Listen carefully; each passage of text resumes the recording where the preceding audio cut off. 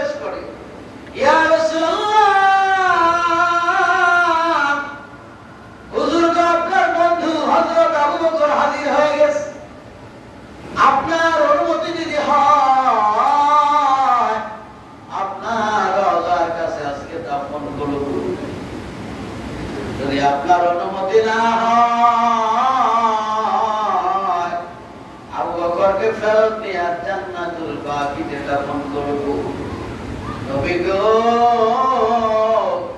আপনার যদি অনুমতি হয়, আবু বকর ওসিয়ত করেছে, বন্ধু যদি অনুমতি দেয় রাসূলুল্লাহ তাইলে দাফন করবা। হুজুর আপনার ইন্তজার, আপনি অনুমতি দিবেন কিনা? আল্লাহর নবী সাল্লাল্লাহু আলাইহি কায়নাত তার দরবারে যখন দরখাস্ত পেশ করতেছে, সাহাবায়ে কেরাম হাজার হাজার সাহাবীরা উপস্থিত। কিছু কিছু সাহাবীরা বলে পাগলামি চলতেছে, এটা কি কোনোদিন সম্ভব নাকি? দেখে হঠাৎ করে রওজা মুবারকের শীতগুলা থরথর করে কাঁপতেছে। আওয়াজ আসে, থেকে আওয়াজ আসলো, আওসিলিল হাবিবা ইলাল হাবিবে, বন্ধুর কাছে বন্ধুকে পাঠাইয়া দাও, তাতে তো অনুমতির কোনো প্রয়োজন না।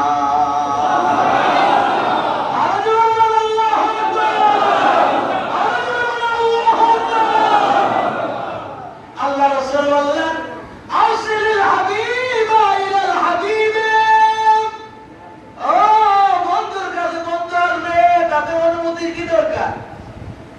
আরে আবু বকরকে পাঠাইয়া দাও। তাইলে হযরত আবু বকর রওজা শরীফে দাফন হয়েছে কার হুকুমে বলেন? রাসূলের হুকুমে। নিজের মন গড়া হয় না, আল্লাহ রাসূলের কদম মোবারকে জায়গা পেয়েছে, এটা রাসূলুল্লাহর নির্দেশে। বলুন সুবহানাল্লাহ। তাহলে আমার নবী কি জিন্দা না মুর্দা বলেন? কি জিন্দা না মুর্দা? আমি অসংখ্য দলিল দিতে পারবো। আল্লাহ রাসূলের ওফাতের পর শিয়ারা আবু বকর ওমরকে দেখতে পারে না। এই যে ইরানে যারা শিয়া গোষ্ঠী আছে, এরা হযরত আলী রাদিয়াল্লাহু আনহুকে বেশি ভক্তি করতে যায়। এই 10ই মুহররম একটা গাধার নাম রাখে আবু বকর, আর একটা গাধার নাম রাখে ওমর। এগুলোর পিটায় আবু বকর ওমরকে মারতেছে। জোরে বল নাউজুবিল্লাহ। হযরত আলীকে তো আমরা মহব্বত করি রাদিয়াল্লাহু তাআলা, কারণ হযরত আলী নবীর জামাতা, শেরে খোদা আলী, কোনো সন্দেহ নেই। কিন্তু আলী রাদিয়াল্লাহু তাআলাকে বেশি ভক্তি করতে যায় আবু বকর ওমরকে যদি ইহানত করে, তাদেরকে লাঞ্ছনা করে, তাইলে কি এটা কি বেয়াদবি কিনা বলেন? একবার শিয়ারা টার্গেট করলো আবু বকর ওমরের লাশ চুরি কইরা, এদেরকে জ্বালায় পুড়ে শেষ করে। আরো জোরে বলেন নাউজুবিল্লাহ। মদিনার গভর্নরের কাছে গেলাম, মদিনার গভর্নরকে কিছু টাকা দিল, কিছু পয়সা করে দিয়ে আবার আপনি একটু অনুমতি দেন। ভাইয়া, হজের মৌসুম ছাড়া রাত 10টার পরে মসজিদে নববীর গেট বন্ধ হয়ে যায়, আবার তাহাজ্জুদের সময় গেট খোলা হয়। মসজিদে নববীতে রাতের বেলা ঘুমানো যায় না, এজন্য মসজিদে ঘুমানো নিষেধ।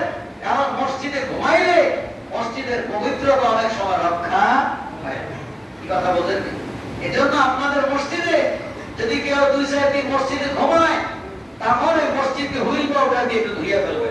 কারণ যুবকেরাও আসে, এর মধ্যে কিছু সমস্যা হইতে পারে। কি কথা বলেন? কি পারে কিনা? এই জন্য ভালো মতো মসজিদে ধুইবেন, নাইলে মসজিদে নামাজ পড়া শুদ্ধ হইবে। মসজিদে নববীতে রাতের বেলা কেউ থাকতে পারে না, এশারের পর মসজিদ বন্ধ হয়ে যাবে। এখন শিয়ারা টার্গেট করলো আবু বকর ওমরের লাশ চুরি করবে। শামসুদ্দিন তিবরিজ, শামসুদ্দিন লামাতি রহমাতুল্লাহ আলাইহি, যিনি মসজিদে নববীর 47 বছরের খাদেম ছিলেন। রাতের বেলা উনি তো দরজার চাবি কোমরের মধ্যে, চাবি ঝনঝন ঝনঝন করে। শামসুদ্দিন লামাতি তিনি মসজিদে নববীতে দায়িত্বে আছেন। দরজা নক করছে, কে? বলে আমরা গভর্নরের অনুমতি প্রাপ্ত, দরজা খোলো।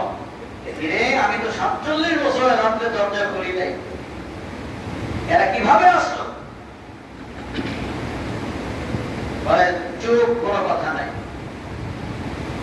তাফসীরের কিতাবের মধ্যে লেখে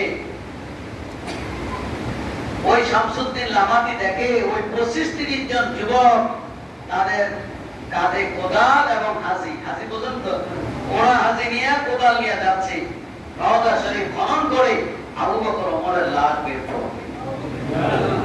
শামসুদ্দিন লামাতি তাদেরকে বাধা দিলেন। শামসুদ্দিন লামাতিকে তারা মেরে এখানে আহত করে ফেলেন। আর তারা যায় বলে শামসুদ্দিন লামাতি বলে যাও, সমস্যা নাই, রওজা আপনার হায়াতুন নবী আছে, তো আমার নবী আছে, তোমরা ওমর আবু বকরের কিছুই করতে পারবা না। যাও, সমস্যা নাই, ওখানে আমার রাসূল আছেন, আবু বকর ওমরের পাহারাদার আছেন, এখানে নবী আছে, সেখানে আবু বকর ওমরের কিছু করতে পারবে না। ওই শিয়ারা যখন চলে গেল, শামসুদ্দিন লামাতি রাহমাতুল্লাহ আলাইহি তিনি নিজে বর্ণনা করেছেন, দেখে যখন রওজা শরীফের কাছে তারা গেল, দেখি রওজার কাছে যাওয়ার সাথে সাথে মাটিটা ফাঁকা হয়ে গেল। ওই 25-30 জন যুবক মাটির নিচে ঢুকে যায়। আল্লাহ রাব্বুল আলামিন মাটি চাপা দিয়ে তাদেরকে জায়গায় খতম করে ফেললেন, কিচ্ছু করতে পারে না। নবীর রওজা ওসিলায় আবু বকর ওমরকে আল্লাহ তাআলা হেফাজত করলেন, তাদের কিছুই হয় নাই, বরং যারা চক্রান্ত করলো তারা জায়গায় খতম হয়ে গেছে। তাহলে বুঝা গেল আমার নবী রওজা মুবারক থেকে এখনো পর্যন্ত উম্মতের সব সমাধান করতে পারে। কি পারে কি না?